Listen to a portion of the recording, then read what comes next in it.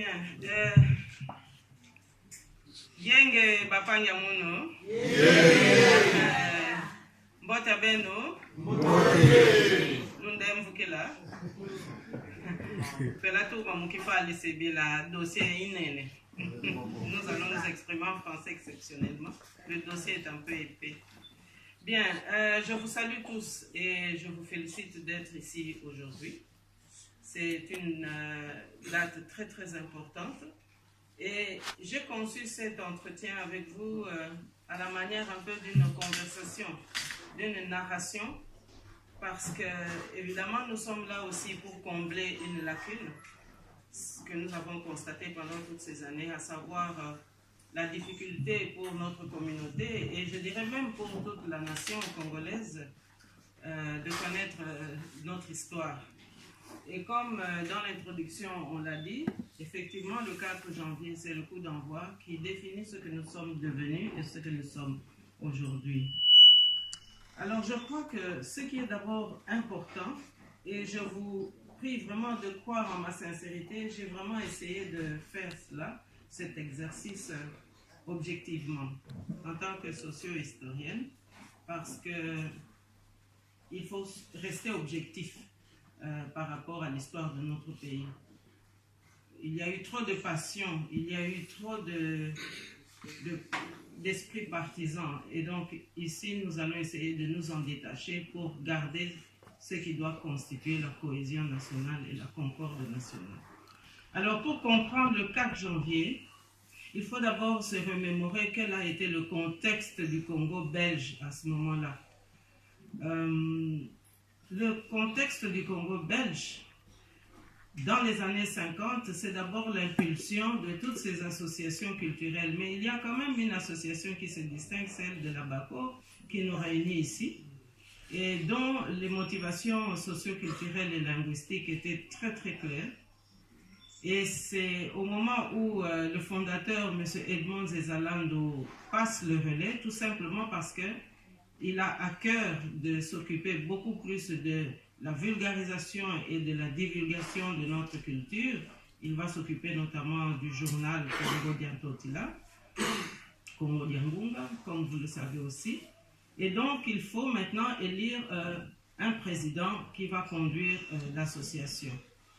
Alors, la difficulté à ce moment-là, c'était quelques démangeaisons qui grattaient un petit peu le district de la Lukaya, le district des Cataractes, et M. Edmond Zezalando et quelques sages ont considéré qu'il fallait mettre à la tête de la BACO quelqu'un qui ne pourrait pas être tenté par toutes ces petites frustrations qu'il y avait ou des petites rivalités intestines entre les différents districts. Il fallait donc chercher quelqu'un qui pouvait un peu transcender cela et rassembler.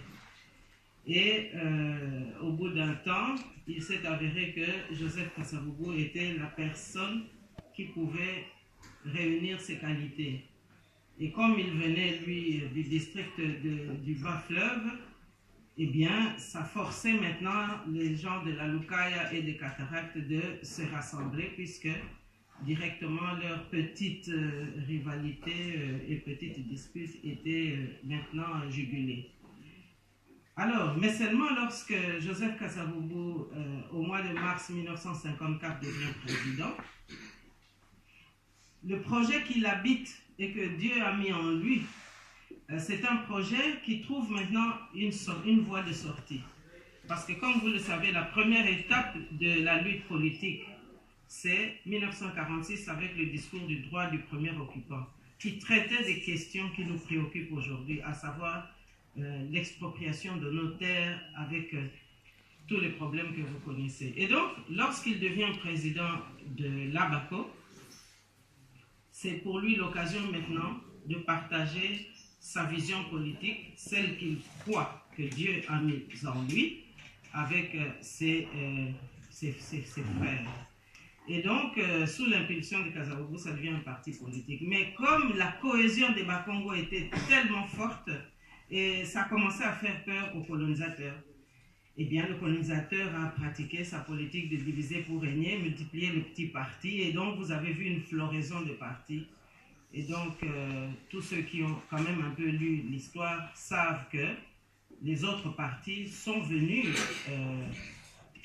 compléter la démarche politique, mais sous l'impulsion du leadership de la BACO. Donc, le 4 janvier 1959 arrive au moment où la BACO a déjà parcouru pratiquement 3 années full d'une intense activité pour faire passer les motivations vers toujours plus d'indépendance. Et comme sociologiquement parlant, la capitale était quand même peuplée d'une grande majorité de peuple Congo, et donc cette cohésion n'a pas eu trop de difficultés à se mettre en place. Et par contre, le colonisateur ressentait de plus en plus de difficultés à contrer cela. Et donc il y a eu beaucoup d'intimidation, beaucoup d'instrumentalisation, dans lesquelles nos compatriotes aussi sont tombés. Bref, nous arrivons maintenant à l'année 58. Et vous savez que l'année 58, c'est l'année où tous les bourgmestres qui ont pu être élus en décembre 57 vont être installés progressivement.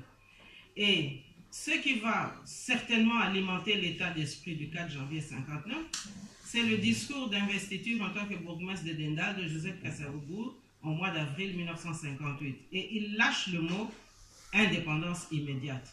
Eh bien, il y a eu déjà une première émeute qui a été maîtrisée, mais il y avait déjà eu une émeute ce jour-là, parce que dès que la population de la capitale avait entendu le mot indépendance, eh bien, il y a eu des échauffourées jusque vers India, parce que à India, sur ce qu'on appelait l'avenue Prince-Baudouin, c'est là que résidait Kasavubu et sa famille. Et donc, à partir de la maison communale que chacun connaît, vers la paroisse Christ-Roi, jusque vers India, il y avait vraiment une effervescence très proche de l'émeute. Ça a coûté à certains bourgmestres, et notamment à Kasavubu, d'être sanctionnés dans l'administration, pas de salaire, et puis des réprimandes, etc. Et donc, cet état d'esprit a commencé à habiter tous les partis politiques de la capitale. Donc, ah tiens, indépendance, ah oui, mais le colonisateur. Et donc, c'est à partir de l'année 58 qu'on s'achemine vers l'état d'esprit qui va vraiment alimenter les Congolais pour accepter que ce leadership que la BACO est en train d'inscrire, eh bien, finalement, ça vaut la peine quand même de suivre ce mouvement, puisqu'après tout, chacun commençait à remarquer qu'effectivement, il y avait quand même des injustices par-ci, par-là.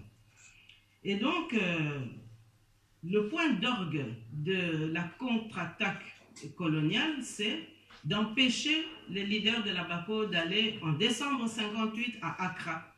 Parce que, comme l'Afrique de l'Ouest commençait à s'émanciper, le Ghana, la Guinée, eh bien, Kwame Nkrumah considère que, tiens, ce pays au cœur de l'Afrique, on doit s'y intéresser. Il faut qu'on invite tous ces nationalistes qui commencent à se réveiller. Et on invite tout le monde. On invite Kasavubu, on invite ses amis, on invite Lumumba. Tous ces gens sont invités. Mais le colonisateur, divisé pour régner, empêche Kasavubu et 2 ou 3 autres amis d'y aller, mais laisse les autres poursuivre le voyage jusqu'à Accra. Pensons que si on laisse aller Lumumba et d'autres, et qu'on anéantit un peu l'élan de Kasavubu et de ses amis, eh bien, on va pouvoir empêcher ces velléités vers l'indépendance.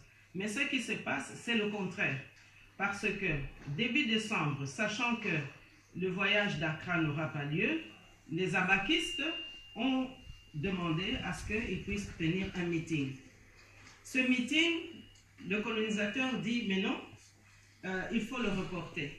Mais évidemment, on ne connaissait pas toutes les motivations du colonisateur, si ce n'est que, eh bien, les Belges voulaient plutôt contrôler la situation, contourner aussi les difficultés et finalement empêcher, étouffer dans l'œuf cet état d'esprit vers l'indépendance. Alors, la réunion du début décembre 58 est reportée au 4 janvier 59, un dimanche. Et jusque-là, tout va bien. Les amis qui sont allés à Accra sont revenus. Lumumba se sent les ailes parce qu'évidemment, il a été là-bas un peu alimenté Kwame Nkrumah, mais tiens, l'indépendance, on les a stimulés et donc le climat à Léopoldville change complètement. Ce qui fait que, puisque les amis qui sont venus d'Accra confortent l'idée que l'indépendance est absolument indispensable, eh bien, on doit poursuivre dans cette voie et donc on ne doit plus lâcher. Et le 4 janvier arrive, le meeting doit se tenir au centre Imeka. Pour ceux qui connaissent la capitale, c'est ce qu'on appelait le quartier Rankin, donc juste en face de India. Et donc, tous les militants, que ce soit de Njili, de Bandalungwa, tout le monde qui tambo, tout le monde converge vers le centre Imeka. Alors, ce qui se passe, le 4 janvier, la réunion meeting était prévue à 15h, mais vers 14h40, 45 à peu près, il y a la confirmation de la part de Jean Tordeur, le bourgmestre de la ville, qui interdit le meeting.